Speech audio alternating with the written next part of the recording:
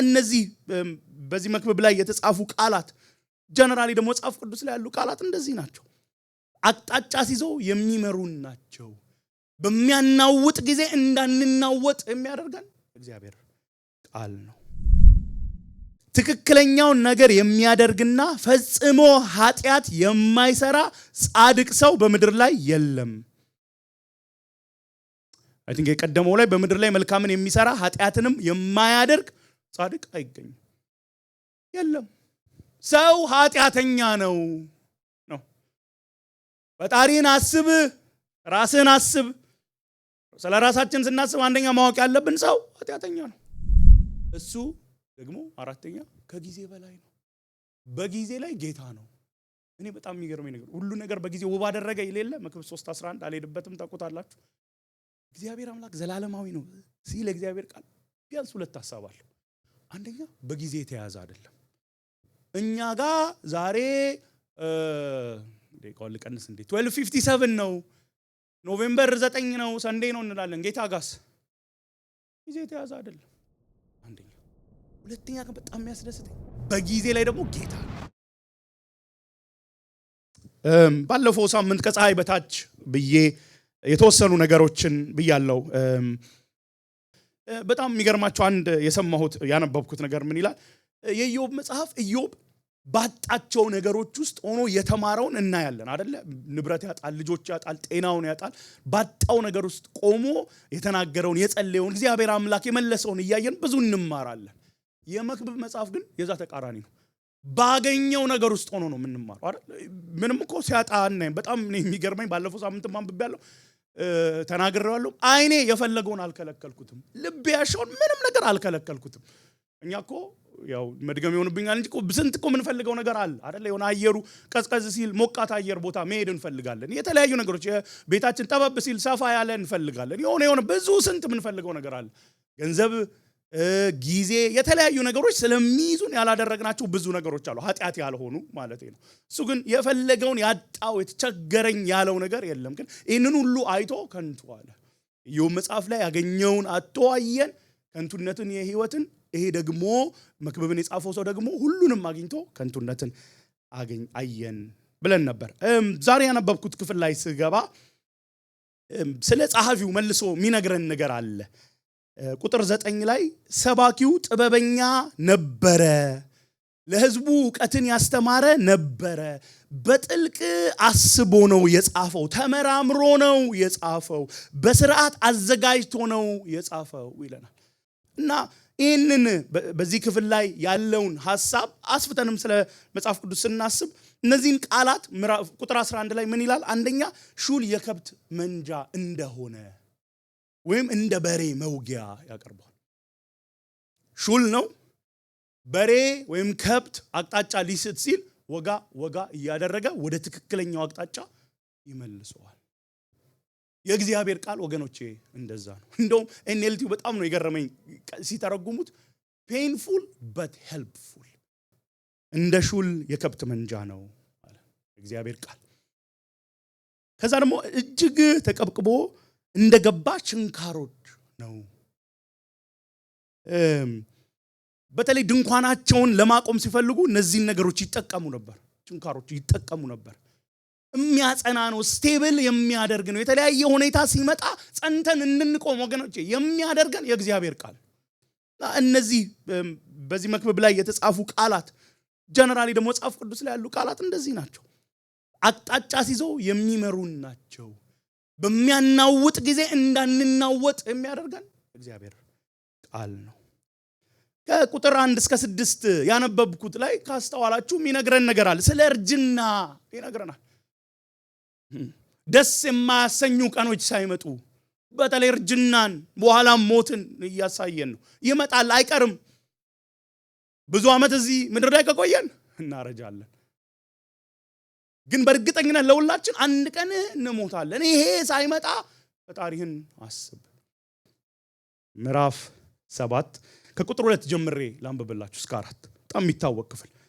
ወደ ግብዣ ቤት ከመሄድ ወደ ሐዘን ቤት መሄድ ይሻላል፣ ሞት የሰው ሁሉ ፍጻሜ ነውና። ሕያው የሆነም ይህን ልብ ማለት ይገባዋል። ሐዘን ከሳቅ ይሻላል፣ ያዘነ ፊት ለልብ መልካም ነውና።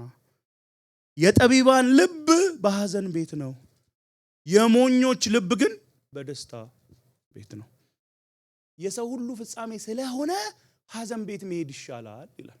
ግብዣ ቤት ከመሄድ ግብዣ ቤት አትሂዱ አይደለም፣ አትደሰቱ አይደለም፣ ሰርግ አትሂዱ አይደለም አይደል? ደስ ከሚላችሁ ጋር ደስ ይበላችሁ ይላል። ሐሳቡ ግን ምንድነው? እንደዚህ አይነት ቦታ ነው ሪሊ ቁጭ ብለን ስለ ህይወት የምናስበው። እነዚህን ሁለት ሐሳቦች ባለፈው ሳምንት ስለተናገርኩ ወደ ዛሬው ሐሳቤ ልግባ።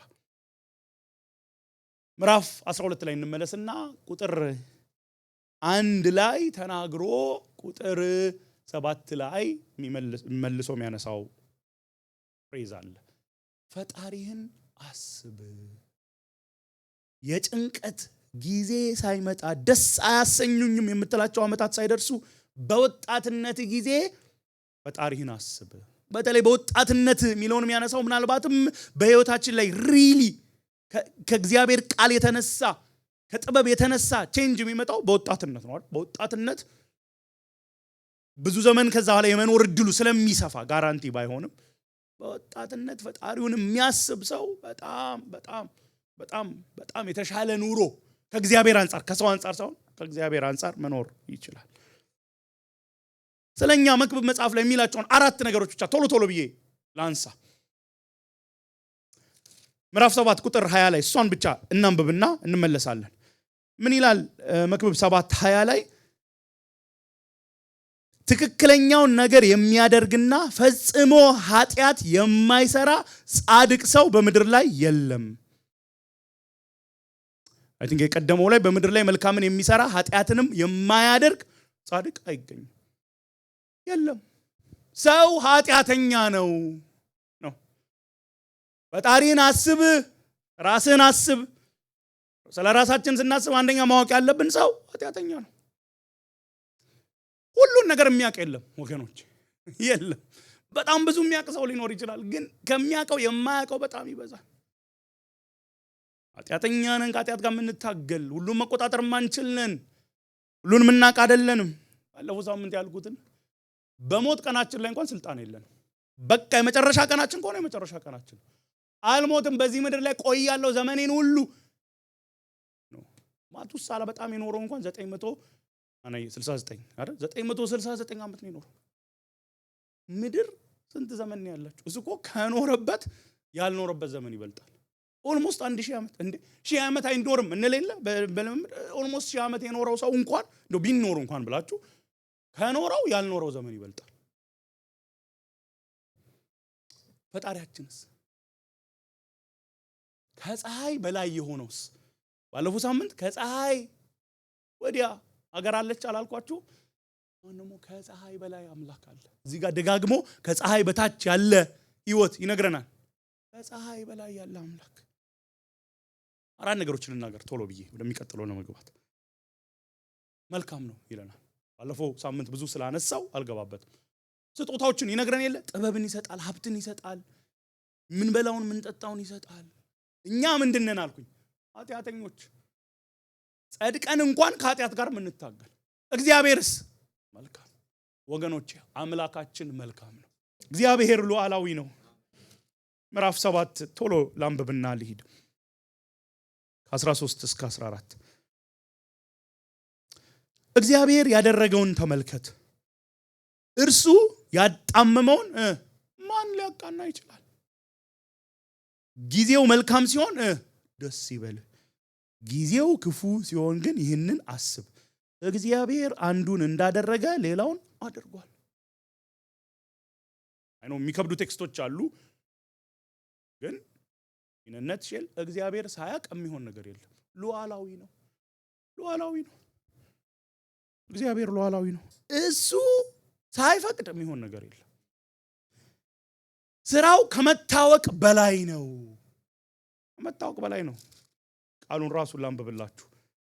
ምዕራፍ 8 ቁጥር 16 እና 17 ጥበብን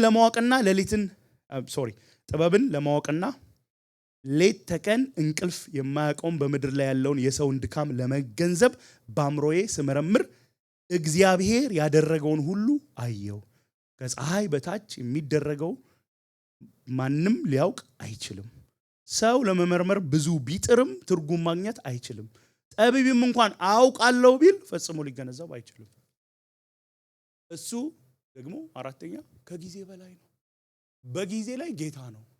እኔ በጣም የሚገርመኝ ነገር ሁሉ ነገር በጊዜ ውብ አደረገ ይሌለ መክብብ 3:11 አልሄድበትም ታውቁታላችሁ። እግዚአብሔር አምላክ ዘላለማዊ ነው ሲል እግዚአብሔር ቃል ቢያንስ ሁለት ሐሳብ አለው። አንደኛ በጊዜ የተያዘ አይደለም። እኛ ጋር ዛሬ ደቂቃውን ልቀንስ እንዴ 12:57 ነው፣ ኖቬምበር 9 ነው፣ ሰንዴ ነው እንላለን። ጌታ ጋስ ጊዜ የተያዘ አይደለም። አንደኛ። ሁለተኛ ግን በጣም የሚያስደስተኝ በጊዜ ላይ ደግሞ ጌታ ነው።